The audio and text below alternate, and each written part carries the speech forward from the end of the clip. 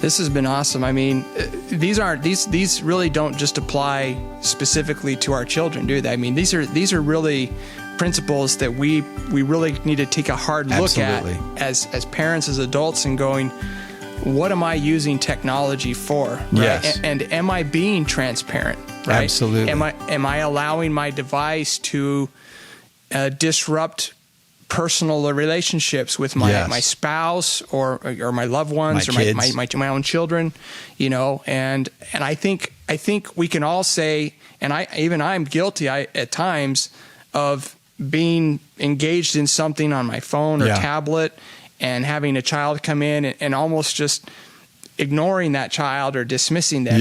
And you have to make a conscious effort to kind of put the phone down and give that child attention, because what lesson am I teaching them if I'm just sitting there consuming on my toy? And not... It's the same lesson if I were to take out my phone right now and start looking at it while you're trying to talk to me.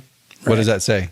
My phone's more important than you. That person on that phone, on that device, is more important than the person that's standing in front of you. Now, you brought up something really interesting, and I want to give some parents some actual like to-dos, because that'd be great. I don't like just talking about the issue. I need substance. What do I actually do? Because we got to understand that kids who grow up today don't know any different. You and I can remember a day before cell phones, even before the internet, right? And we have a context to be able to say, this is where we should put this thing into place to make it healthy.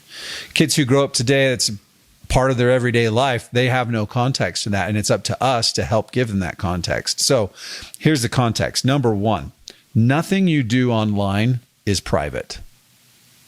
And recognizing that your personal devices are not private devices. The privacy, which lowers accountability, creates issues. So something that I do, I give my kids full access to my phone.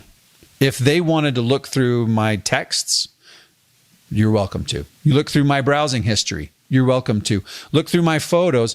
You're not going to find anything inappropriate or something that I would be embarrassed about, because everything I do on my phone is public. It's not private. Okay. And I expect the same thing from their devices. And that's the ticket, is you've got to lead the way in that regard. You can't tell your kid your phone isn't a private space. Mine is. That hypocritical approach is going to create dissonance with them. And so you've got to be able to lead the way, first of all. And the more that you have that accountability, you can go to your kid and say, hey, can I see your phone? And it's interesting because I do this regularly with my kids, and you can see that like, oh, what are they going to find out? Right. But then there's also a lot of time they'd be like, sure, here you go. And you know that they're using that tool for healthy reasons or healthy activities rather than harmful or private or embarrassing activities. Right. Pornography obviously is one of the biggest. There's a statistic I heard recently, 97% of young men with smartphones engage in pornography at least once a week. Yeah. And I believe that's the level of participation that many clinics use as an addiction. If you're compelled to engage in pornography once a week, you can classify that as an addictive level. And that's that dopamine hit that you talked about, right? They're using it to numb. Right. They're often it starts with, curiosity, but they start using it to numb because they like the way it feels. And so then mom and, you have like a fight and argument with your kid, and your kid screams and he yells down, goes downstairs and gets on his phone and he feels terrible about himself. So he wants to numb those hard feelings. What does he do? Turns to pornography. That's an addiction. That's when we're using behaviors to numb the emotions that we're feeling, right? So if I often like to think or ask parents this: if you were on a vacation and you're like, we're going to go on this swimming adventure in the ocean, and the guide tells you it's going to be really fun, there's lots of great things to see, but there's a 97% chance that you get bit by a shark. 3% chance that you won't get bit by a shark. But how many of us as parents are going to say, okay, I think my kids will be in that 3%. Go ahead, kids, jump in, go swimming. Right. None. Like no. Right. You would never throw your child in. So if you don't want your kids to have a porn addiction, don't give them a smartphone. There you go. That's about it. It's like, if you don't want your kid to get bit by a shark, don't make him swim in the waters where sharks swim. And that's a great point. And we actually have one of our affiliate partners is Gab Wireless, and Gab Wireless has a smartphone. My son has one, and it takes pictures, it takes video. It allows them to send text messages and stuff like that. But it does have its limitations in that it doesn't have a web browser, and it doesn't give them access to things that, frankly, what we've realized in our own home is that they interact with, they can watch YouTube on the TV in the family room or whatever, where there's high accountability. That if they want to play a game, they have devices to do that. They've got a Nintendo Switch or something. So they don't need to have all of that on their person all the time. Right. If as a parent, it really comes down to, I need to be able to keep track of my son or daughter. I want to know where they are. I want to be able to get a hold of them. That's really all you need to worry about, right? Absolutely. And I think as parents, and maybe is it just selfishness? Is it just we don't want to have a fight? Right. Is that the resistance? Is that, as a parent, was just like, you know what, just give them the phone. I'm just so tired of them asking for, they just, every time it's like, well, all my friends have smartphones and I don't have one. Is it just that social pressure that we just kind of give into because we just don't want to deal with it as a parent? Yes. I love this question, because what we're talking about here is we want to give our kids technology oftentimes because we feel like it'll make them happy. And we're like, I love my kid. I want my kid to be happy. Sure. Right? And so we justify it out of love. But what you're talking about is the counterfeit to love, which is actually enabling. Okay. So the difference there is you're giving this to them so that you feel relaxed or more easy, or have it easier. Not necessarily doing what's in the best interest of the kid, but because it's for you. So for example, the car. Okay. I've got 7 kids. I understand what it's like to have a noisy car and how difficult it is. And kids get antsy and they're in the back of the car for a long time. I get it. And it's so tempting to just say, just give everybody a tablet. They can be happy and quiet. And that's what I want. And I can just sit and quiet, and I can drive, and my wife and I can have a conversation or whatever. Right. And I don't have to listen to the bickering. And think about that. Who are you doing it for? Who are you giving them tablets for? Right. Selfishly. It's selfishly. It's for us. Right? Absolutely. And then what happens is they, mind numb over and over in the car. They're missing opportunities to build relationships and resilience. Okay. So they're numbing instead of learning how to sit in an uncomfortable position for a while and still be happy. That actually builds emotional resilience. But you've got to engage with them. You can't just throw them back there and, expect them to be perfect. You got to engage with them. So we play games like Would You Rather or I Spy or the alphabet game. Yeah. The good old classics, right? Before the technology was there, what did you do in the car? Right. You had deep, meaningful conversations.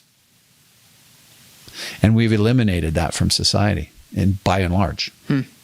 And so that decreases our connection with our kids. And I warn you, if you haven't been establishing this kind of culture in your car with your family, and you just say, you know what, I heard this thing on this podcast that we're not going to have any electronics in our car anymore, you're going to get a lot of pushback. You just be ready for war. Right. But don't give up. Start it out. You got to lead the way. You got to be like, hey, you know what? Maybe instead of, playing tablets right now, let's play a game. Would you guys like to play a game with me? Let's play Would You Rather. My kids love that. I don't know. That's a great one. And it's funny you even bring that up, because my wife actually bought that, and we have it in our glove box. We have this little book of a would you rather. It's just got a bunch of scenarios. And so, she'll pull that out on a long trip or whatever, and we'll kind of ask those questions and have some funny discussions about, what is it better to eat? Would it be better to lick your sock or eat your booger or whatever? And some of these I'll tell you, it doesn't matter how old they are. My 17-year-old loves playing Would You Rather with us, because we come up with some pretty good ones. My 3-year-old just yesterday came up to me, and we were just at home, and he's like, Dad, would you rather eat a ladybug or a praying mantis? Right? And I was like, oh, ladybug, because I don't like the pincher things, right? And anyway, it was great because I recognized that culture can penetrate all ages, right? Now, when they're, 1 or 2, you're just enduring them in the car anyway. Right. That's its own challenge, I got to say. But technology definitely robs us of those opportunities to truly connect. And that's what parents have to do, is take each opportunity where technology is in your life and say, is this preventing us from having real connection, face-to-face, eye-to-eye, deep, meaningful conversation, and even possibly physical touch? Right. Those are the healthy, long-term, happy hormone-building experiences that we crave, that we need. And the other part is, we talked about how it's different for kids and adults, because for kids, they're still going through this growth process. Their brain is still developing. Okay. So it's kind of like, if you were to put a cast on a child's leg as they're growing for years, what would happen to that leg?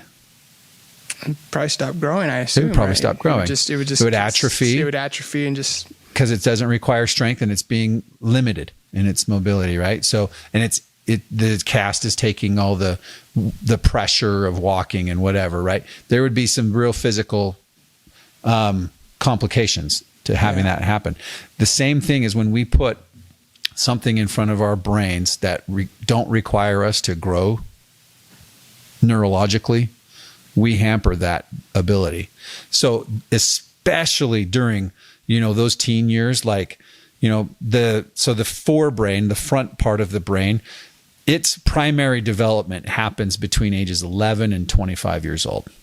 Okay. And the process that's happening there, you've got billions of neurons that you're born with. And the whole function of the forebrain is to put logical thought before emotional impulse. Okay. See, the midbrain, where all of our emotions come from, that develops before the forebrain. Okay. That's why you see kids, in their young years, just have these really big explosive emotions, because they're trying to get a handle on that part of the development that's happening. Well, when you get into that logical forebrain thought process development, again, from around ages 11 to around 25, they need that exercise. They need that. It's the process called pruning, where whatever neurons are not being used, they actually get trimmed away. Okay. And so as you establish healthy and neurological connections, every time you learn a language, you establish a neurological connection. When you learn to play an instrument, that's a new neurological connection. When you learn to do tasks, any kind of learning, hands-on accomplishment kind of learning, that you establish new neural pathways. And the other neurons that aren't being used get trimmed away, pruned away. And so during those developmental years, it is so important that we don't put something in front of them that stunts their neurological growth. We give them opportunities to encourage and explore the world around them, where they learn to do tasks, activities, skills, talents, abilities.